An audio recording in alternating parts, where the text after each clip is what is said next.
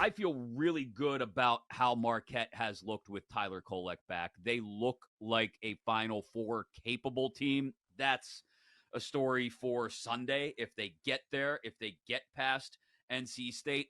NC State, the only question is, what does this team look like now with some time off to prepare? You brought it up yesterday. They had just been chugging along, winning 5 in 5 days in the ACC tournament. Now, all of a sudden, they get a chance to breathe. Do you think that keeps them close with Marquette throughout this thing?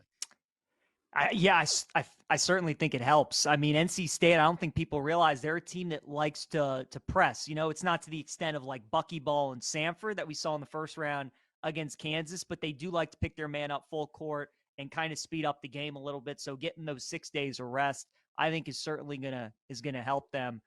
This is the perfect game, though, to tie into the survivor conversation, because when we were talking about Arizona and UNC yesterday, I'm telling you guys, when we get to the Sweet 16, like that's when I really use the survivor pool to help me kind of handicap these games. And you were just looking at the slate yesterday, and you're like, well, people are going to save UConn. Nobody's going to take them. Mm-hmm. People probably are going to stay away from the Iowa State-Illinois game because it's a pick 'em. It's a toss-up.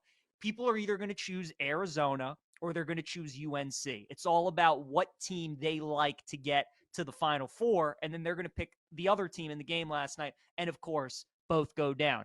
Well, I'm looking at the slate tonight, guys, and what is the clear-cut option for Survivor? Like, it's not even remotely a decision. I mean, it's Marquette, because obviously Purdue's lost 5 of their last 6 Sweet 16 games. A lot of people, myself included, Aaron, kind of thinks that they might go to the Final Four this year, maybe even deeper. You're probably going to save them. Creighton, Tennessee is kind of that Iowa State-Illinois game from last night that you really don't want to touch. You could kind of see it going either way. I think a lot of people feel like the winner of Houston-Duke is going to make it to the Final Four, and we get a 2 seed versus an 11 seed.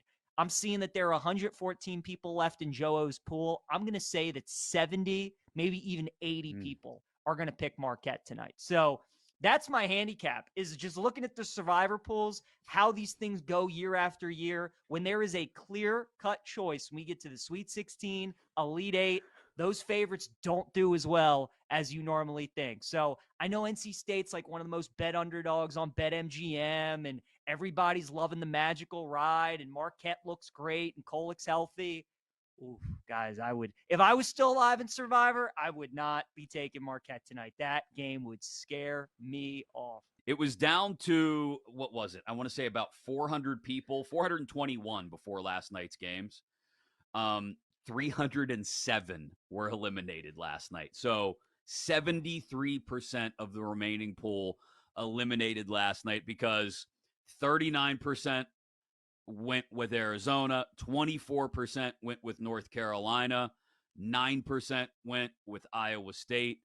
And there you go. It's down to just 114 people in Joe O's survivor pool. The top 55 get paid. 4-figure payouts for the top 7. Man, this is... So you would go Creighton over Tennessee, PJ. Hawk, if you were still alive in Survivor, where would you go on this one for tonight? Is it Duke? You said Duke? Yeah, I think, gosh, I mean, the Purdue Gonzaga, I'm so invested in both of those teams. Like, I can't separate my brain and my heart. Like, I just can't do it there. So I gotta pass. I like the Creighton look. I'm all in on fading Tennessee. Sorry, Chris. Can't get on board there. I can't do Rick Barnes and Matt Painter. I can only pick one. That's true. Choose, That's a good point. Choose your own adventure. I can only pick one of those guys. So pass on Rick Barnes. So yeah, it probably Duke. I feel good about it. How about you, Chris? Probably gonna lose. You said you would take Marquette. That's who you would roll. Yeah, if I had made it through last night, if I had taken Clemson like I should have, I would have gone with Marquette tonight and said, hey, okay, if I go down with 75% of the remaining pool, then I go down with 75% of the remaining pool. If not, then I'll still be alive for the regional finals, and I'd have been okay with that. But that's where I would have gone, because, and part of it too is, PJ, I've already used Duke, I've already used Purdue and Gonzaga, all teams that I thought would get bounced at some point along the way. And obviously, didn't. So that might explain why I'm not alive in Survivor still, Paul. I don't think Gonzaga matches up great with Purdue. I think they really they took advantage of a Kansas team that had 2 actual players on it. It was clearly out of gas. Bill Self was saying, "I've been thinking about next year for 4 months." That's and credit to them. There was no question about that. They left no room for doubt. But I don't really know how they're going to defend Edie. They do have some size there with EK and Greg, but EK tends to get in foul trouble really early. And I've just said for a long time that I think this Purdue team is very different. Braden Smith's a year older. They go out, they get Lance Jones in the portal. Edie is impossible to defend. You're either going to get scored on or get a foul called on you. Five is a pretty expensive price given how hot Gonzaga is. There's no doubt about it, but I don't really know who's stopping this Purdue team. I'll be interested, in terms of, if there is a matchup with Houston, for example, how Houston going smaller, might fluster Edie at all. I don't know. But I don't think pound for pound Gonzaga has the horses tonight to stop Purdue.